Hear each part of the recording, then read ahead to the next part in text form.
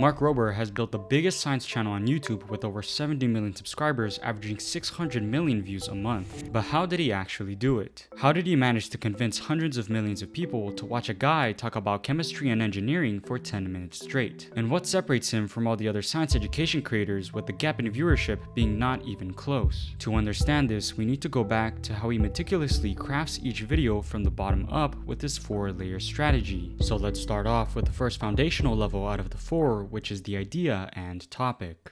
If you're gonna make a video about the world's largest 15-ton Jello pool and no one's ever made that, there's almost no way you can screw up that thumbnail. Do you know what I mean? So it's like step 1 is picking the right video topic. To explain, there's 2 things that make Mark's ideation process so genius. First is that as a science channel, you would probably think that the video should focus around a certain concept or theory. But Mark doesn't do that, and instead of making his videos from a scientist's point of view, he builds his videos from the viewer's perspective. For example, most people wouldn't be enticed by a video showing a complex topic like thermodynamics in the thumbnail. But if it's something like the world's largest elephant toothpaste experiment or the world's largest Nerf gun, then of course they're gonna want to click.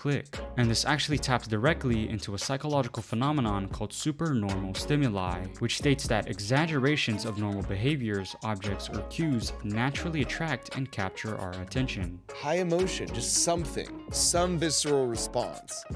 And one way to do that is world's largest whatever. If it's the world's largest Nerf gun, by definition, it's the largest one you've ever seen.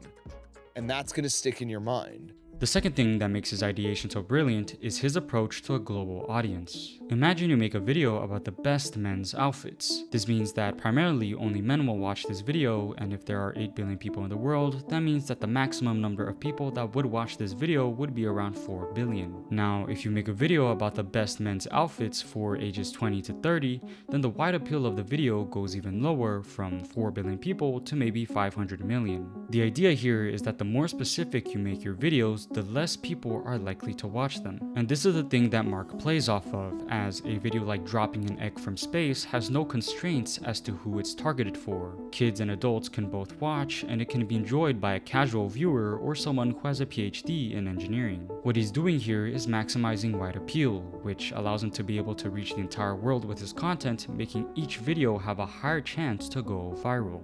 I could make a video about, how to make artificial plants, look the most beautiful they possibly can. There's no title and thumbnail that will make that broadly applicable to a very wide audience. So part of it is just picking the right topic. Moving a step higher to the second part of Mark's 4-layer strategy is the thumbnail. You've probably noticed that this goes hand in hand with ideation, and the top YouTubers actually do these together, often picking ideas that they think would look good as thumbnails. When it comes to Mark, his ideas are extremely strong when it comes to grabbing attention, so creating a thumbnail becomes one of the easier parts of his content creation process. However, there are still some principles with his thumbnails which he follows to maximize reach. First, it has to be simple, as most viewers only view your thumbnail for a couple seconds, so they need to be able to easily understand what the video is about. Second, it has to have no text, so it can reach audiences beyond English speakers. Because if someone from Russia sees a thumbnail with English text on it, they might not understand what it's saying, and it may make them not want to click on the video. The thumbnail, there's things like, they have to be simple. You can't have a bunch of different things going on. For me, I can't put text in my thumbnails because we translate them into a bunch of languages. Third, being the thing that Mark didn't mention, is that it needs to show the most extreme part of the video to create that curiosity gap of wanting to see how Mark actually accomplishes what he shows in the thumbnail. These 3 things piggyback on an already strong idea, making his thumbnails easy to optimize.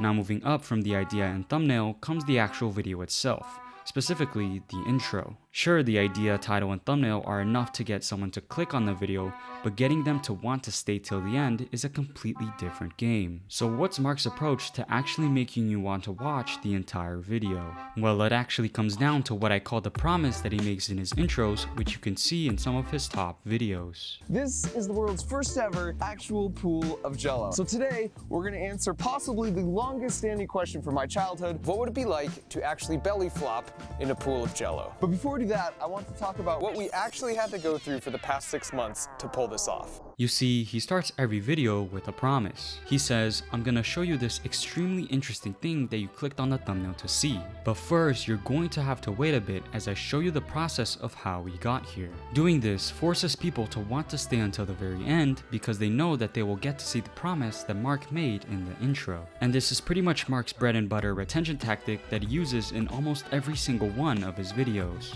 Something I did, I think, before I saw a lot of other YouTubers do, which I think is more common now, is kind of set up the stakes for the video. You know, like, this is a whatever, right?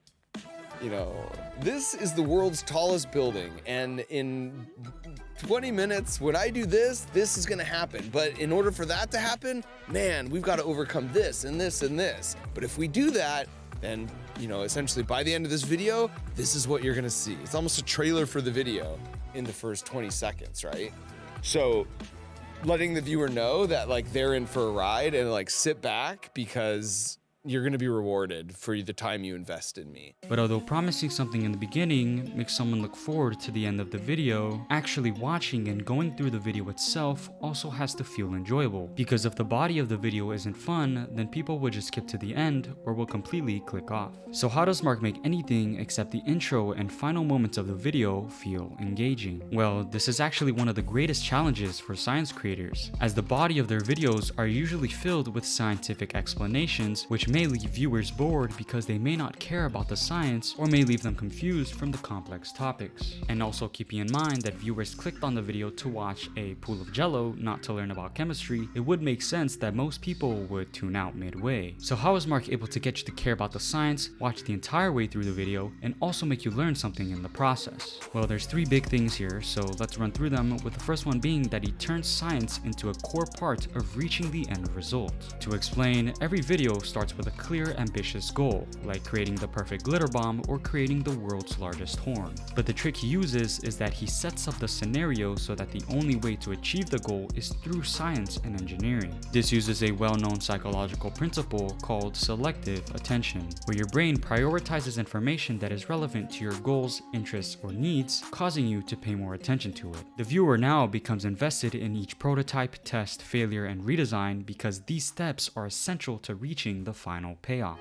The second part as to how he gets you to watch the science portion of his videos is that his experiments are designed to be instantly understandable. You see, most science channels rely on diagrams, jargon, or talking head explanations to walk you through the process of their experiment. But Mark takes advantage of a psychological phenomenon called the picture superiority effect, which states that clear visuals are far more memorable and understandable than words alone. That's why he leans into experiments where he can show you visually how the science works and leverages things like slow motion footage, multi-angle shots, real-time demonstrations, and animations to let your brain get it without feeling like you're putting in any effort to understand. This is why viewers say Mark makes science feel easy even when the underlying concepts are complex. And finally, the third point as to how he gets you to watch the science is something that Mark calls hiding the vegetables.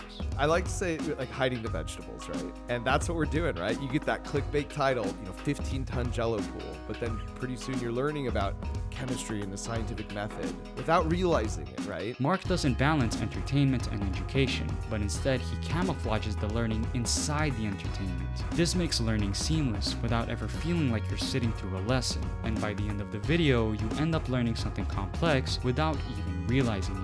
So when you break it down, Mark Rober's content strategy comes down to these four main layers. I hope you learned something new, and if you want to see me break down other creators' growth strategies using psychology and content analysis, make sure to subscribe. But for now, thank you for watching. Where the real magic is all that new juicy knowledge I just wirelessly transferred through that screen you're watching me on from my brain into yours.